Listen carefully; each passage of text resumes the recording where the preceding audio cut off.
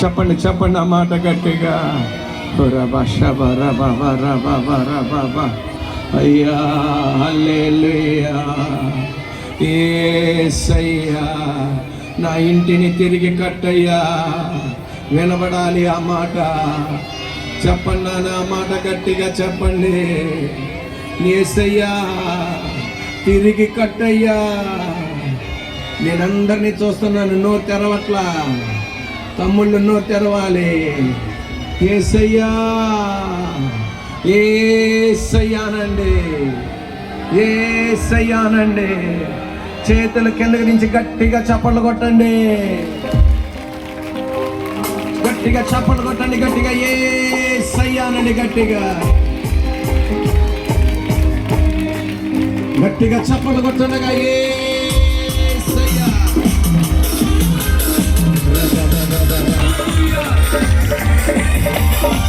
హల్లెలూయా.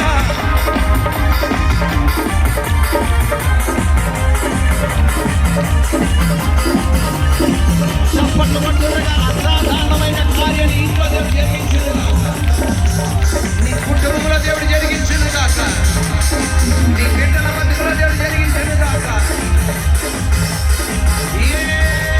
యేసయ్యానండి, యేసయ్యానండి.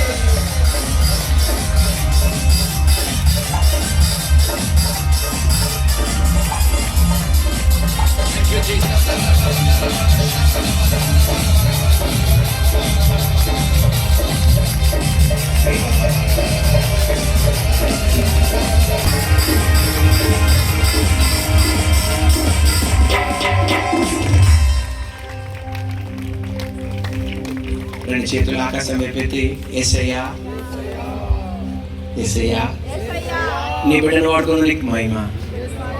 యేసయ్యా నీ బిడ్డను వాడుకున్న నీకు మహిమ. చెప్పాలి. యేసయ్యా నీ బిడ్డను వాడుకున్న నీకు మహిమ. యేసయ్యా నీ బిడ్డను వాడుకున్న నీకు మహిమ.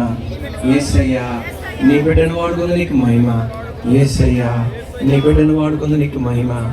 యేసయ్యా నీ బిడ్డను వాడుకున్నందు నీకు మహిమ. యేసు నామమున అడుగుతున్నాము తండ్రి, ఆమేన్.